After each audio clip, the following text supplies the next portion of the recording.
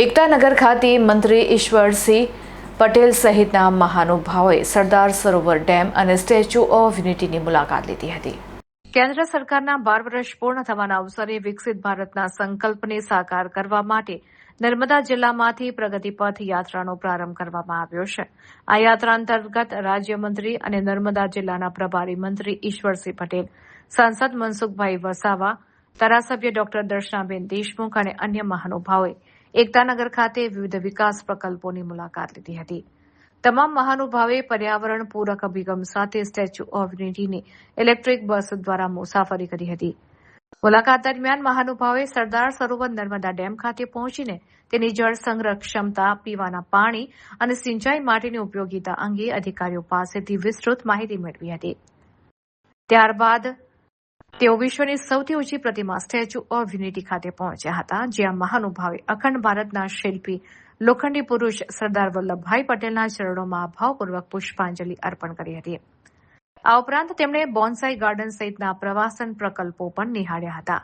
આ પ્રગતિપથ યાત્રા દરમિયાન મંત્રી ઈશ્વરસિંહ પટેલે રેડિયો યુનિટી 90 FM ના માધ્યમથી દેશના યુવાનોને એક વિશેષ સંદેશ આપ્યો હતો। તેમણે યુવાધનને વિકસિત ભારત @2047 ના સ્વપ્નને સાકાર કરવા અને રાષ્ટ્ર નિર્માણના કાર્યોમાં સક્રિયપણે સહભાગી બનવા આહવાન કર્યું હતું।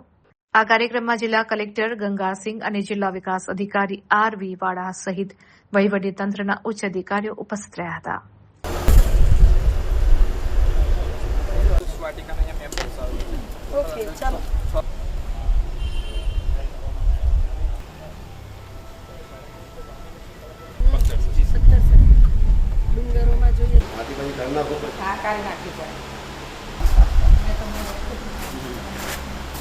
અને તારેને પણ લપેટી વખત એની આંખ છે ને એના પર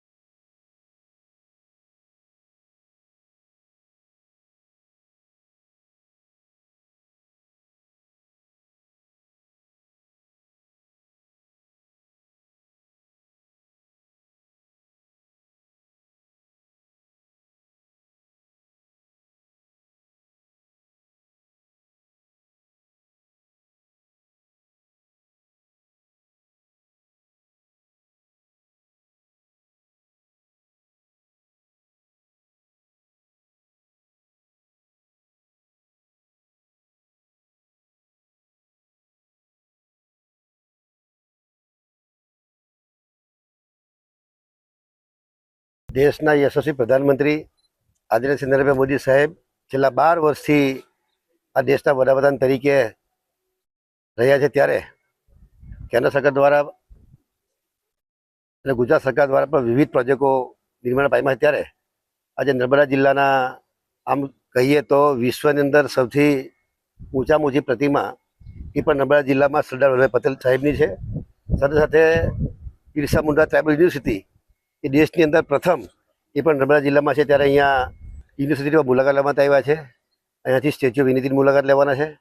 ત્યારે અનેકવિધ ગુજરાત સરકારના પર જે પ્રોજેક્ટ છે, પ્રોજેક્ટોનું આ અનુસંધાને જે મોદી સાહેબના 12 વર્ષની અંદર અનેક કામો થયા છે અને આપણે જોઈએ છે કે વિકસિત ગુજરાતની સાથે સાથે વિકસિત ભારત જે પ્રમાણે વિકાસ પામી રહ્યું છે, ત્યારે મોદી સાહેબ આમ તો 2001થી આ ગુજરાતના મુખ્યમંત્રી તરીકે એમણે 2001થી 2014 સુધી ગુજરાતની કામગીરી કરી અને 2014થી લઈને આજ દિન સુધી એટલે છેલ્લા 12 વર્ષથી જે પ્રકારે છેલ્લા 25 વર્ષથી એટલે કે 2001થી 2026ની વાત કરીએ ને એક પણ દિવસની રજા પાડ્યા વિના મોદી સાહેબે આ દેશની અને ગુજરાતની જ્યારે સેવા કરી ત્યારે આપણે મોદી સાહેબને આયુષ્ય સારું રહે અને એમના સમયની અંદર હજી પણ ખૂબ વિકાસ થાય એવી પ્રભુને પ્રાર્થના કરીએ છીએ.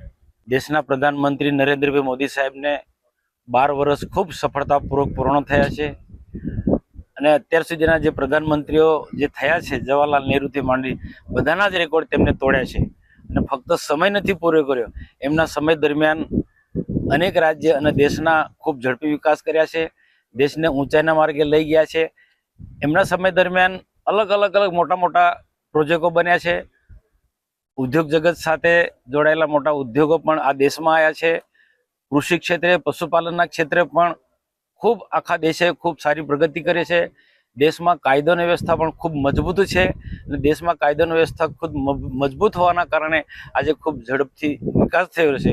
આજે આખા દેશને ગુજરાતની અંદર પ્રગતિ પથ ની યાત્રા નીકળી રહી છે અને જે દેશની અંદર અને રાજ્યની અંદર રાજ્ય સરકારને ભારત સરકારના સહયોગથી જે મોટા મોટા પ્રોજેક્ટો નિર્માણ પામ્યા છે અને સમાજને જે ભેટ દે રાષ્ટ્રને ભેટ દે છે એવા મોટા મોટા સ્થળોની આજે નર્મદા જિલ્લામાં પણ અમારા પ્રભારી મંત્રી રાજ્ય સરકારના મંત્રીની નેતૃત્વમાં આજે પ્રગતિ પથનો આજે અમારે પ્રવાસ છે.